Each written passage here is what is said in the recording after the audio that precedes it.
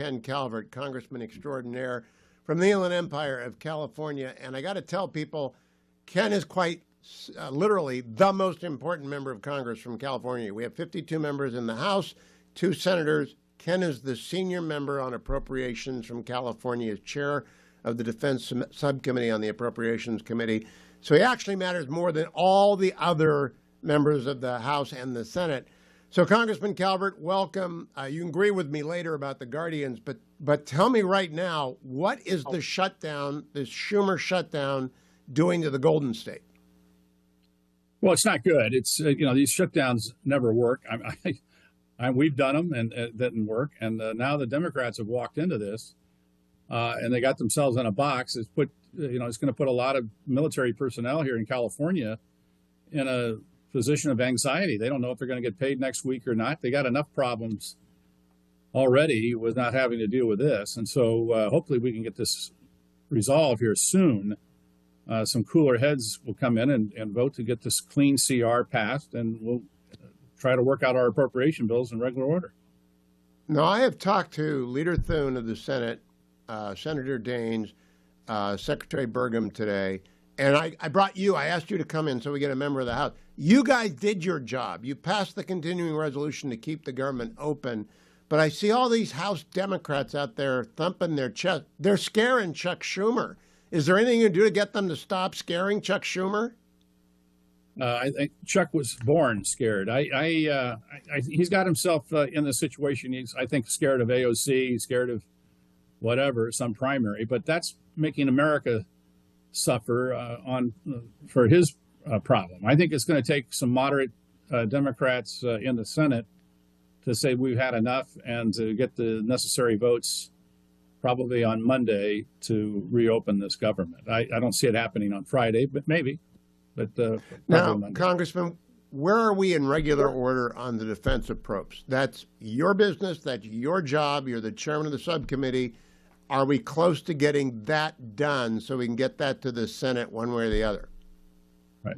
We passed our bill on the floor, $836 billion. The Senate has to move their bill, but they can do that pretty rapidly. And then we'll go into conference. I think we can work out our differences readily. They're at a higher number than us, about $22 billion. We'll work that out and bring a bill back. There's already 3 bills we're close to bringing to the floor to pass in a conference report. And hopefully the defense bill will come shortly thereafter. Congressman, were you able to you're always fighting for the soldiers, sailors, airmen, and Marines, especially the enlisted men. Were you able to get a pay raise for them in the next fiscal year in this budget? Yes, we have that in the bill, and that's necessary. Obviously, we want to make sure that these young men and women get the dollars they deserve. It helps us also with recruitment, which we're having a good year on recruitment. We've had a great year with the Navy, met their numbers early. Obviously, the Marine Corps always meets their number. The Army met their numbers, Air Force, Space Force. So we're in pretty good shape, and we want to make sure we keep them. So we want to make sure we pay a fair wage. Now, Congressman, I was in Connecticut at the beginning of the week doing an event for my affiliate in Connecticut. And, of course, the talk was of electric boat. They make the Virginia class, the Columbia class. Did you fund 2 submarines for the Virginia tax this year, or just 1.5?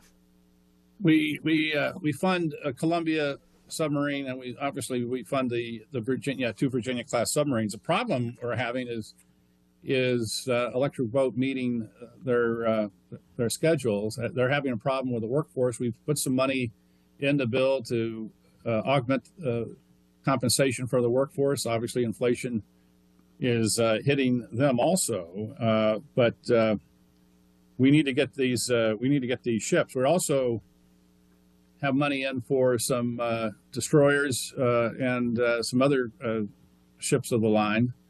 About 6 battleships, 28 ships in total, and about $37 billion in ship construction. That is fabulous. Now, Congressman, I want to switch to politics. The dumbest thing right now is the Schumer shutdown. The second dumbest thing is Gavin Newsom putting Prop 50 on the ballot and costing Californians, I think, $200 million to vote for it. That's aimed it's at up over you. 300 million.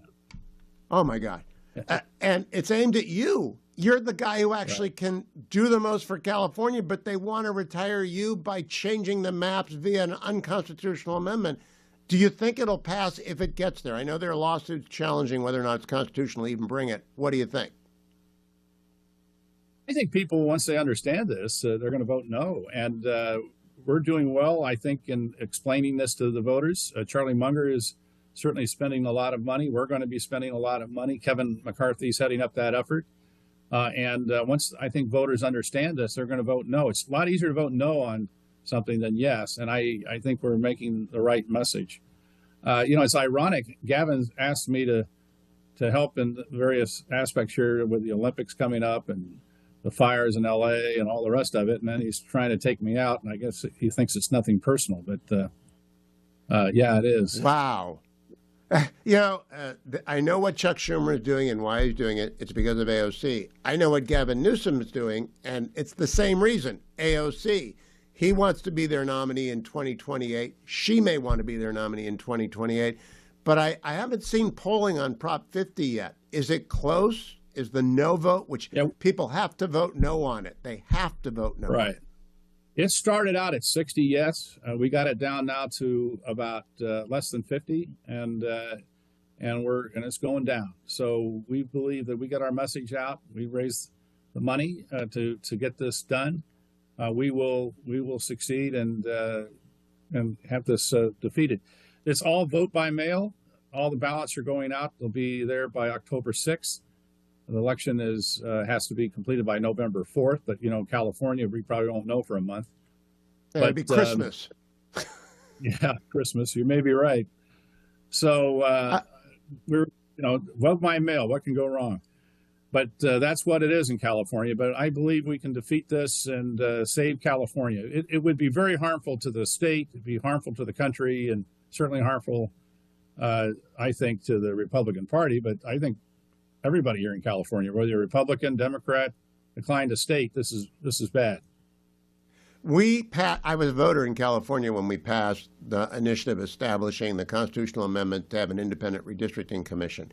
Everybody and their brother was in favor of that, although I was afraid the Democrats would get sneaky, and they did. We're down to 8 Republican. What is their argument? Is it just raw political power? Yeah, nine Republicans. We won't lose anybody. 9. Yeah, this is all about power. And if anybody thinks that once they take this back, that they'll bring it back later on, like what they're trying to say, is ridiculous. Once they have the power to redistrict, they'll never give that up. That is absolute truth. Ken Calvert, great congressman, thanks for the work you have done on the appropriations process, on the Defense Appropriations Subcommittee, which you chair, and for the fight against Prop 50. And I hope someone is listening in the Senate. Common sense needs to come back up in the upper chamber and in California. Ken Calvert brings it. Thank you, Congressman. I'll be right back.